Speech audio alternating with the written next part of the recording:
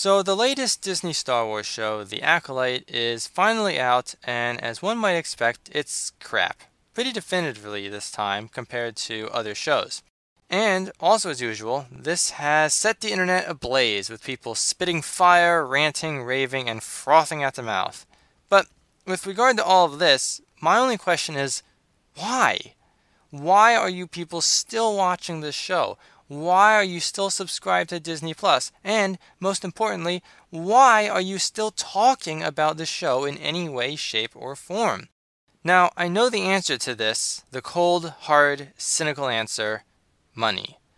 Most of these people online make money off of criticizing new entertainment content, and Disney's rather poor handling of Star Wars has made them particularly easy bait.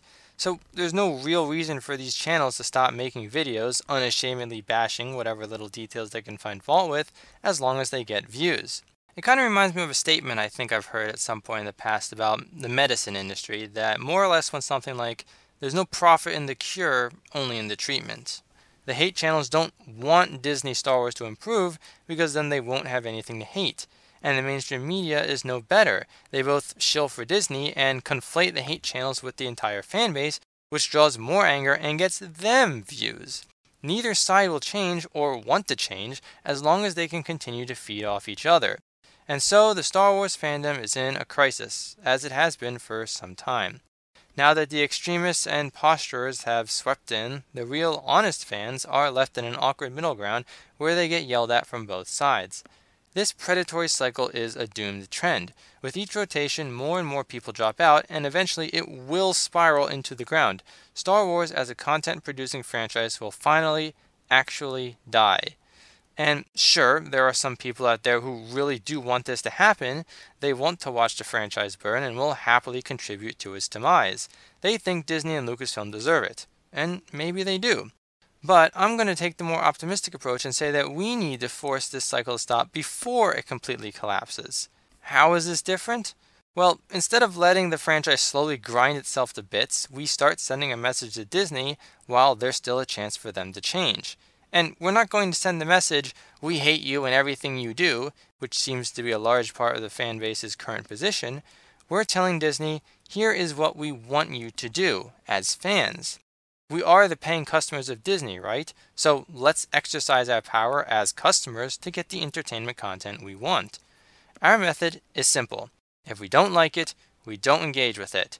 That means we don't watch whatever the show or movie is, we don't subscribe to Disney Plus or buy Disney Star Wars merchandise, and most importantly, we don't talk about it to anyone. The goal is to make The Acolyte, essentially, a forgotten show. This means no hate watching. No morbid curiosity views. Even if you're of the mindset, well, it's not my favorite show, but it's okay. Watch it later, after the entire series is out and people have stopped tracking the numbers.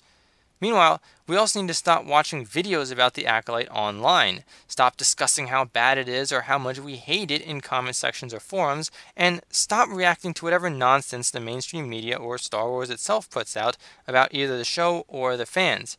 Remember, complaining about the show online draws attention, and there is no such thing as bad publicity.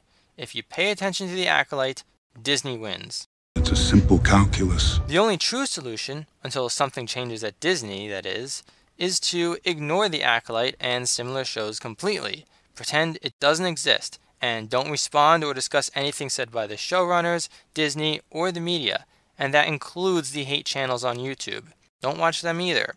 At this point, Disney is betting on, even feeding upon, fan backlash to give their shows any kind of popular awareness.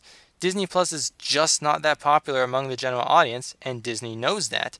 They know this cannot go on forever. Disney remains a capitalist company in a capitalist society.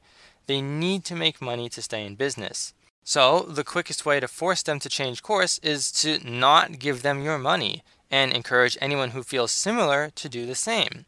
Remember, apathy is death. Hate watching a show is not apathy. Online complaints are not apathy. Only sheer and utter ignorance will suffice. In a sense, the only way to get Disney to listen is to stop shouting at them. Now, on the complete opposite hand, I should mention, if you are someone who does enjoy the Disney Star Wars shows like The Acolyte, by all means, watch the show and talk about it. If you like the product Disney is putting out, you have no reason not to financially support them. I and many other fans may not agree with you, but it's your choice ultimately. And finally, there's one sticking point I should address. How do we, the fans, know a Star Wars show is bad if none of us are watching it? Andor almost fell victim to this problem. For some people, it doesn't matter. Disney should suffer no matter what. But to send the appropriate message to Disney, it's more helpful for the fans to give Disney and Lucasfilm their support when they produce something that's actually good. Again, like Andor. This way we can train Disney to put out only content that we will like. So far we've failed at this strategy because everything they've put out has been received poorly by the online haters, and so the vicious media cycle has continued. So my idea in this regard is for the fan base to pick out a small group of fair, trustworthy, honest reviewers, I know it's hard to come by, but there are some, I'm sure, to go in and watch a given show or movie and independently review it. These reviewers should have a spread of viewpoints. Some can be more positive to Star Wars, some can be more negative, but all should be knowledgeable about the lore and previous content. Now, I know getting the Star Wars fanbase to agree on anything is impossible, but a majority consensus could probably work. Anyway, with those reviews on hand, the fanbase can then decide whether or not to lend its support to the given piece of content. That's all it takes. And for the Acolyte, reviews across the board have been pretty negative. So it's time to stop watching and stop talking about the Acolyte. But that's just my observation. Maybe you see differently. Leave your thoughts in the comments down below. But above all, thank you very much for watching. Goodbye.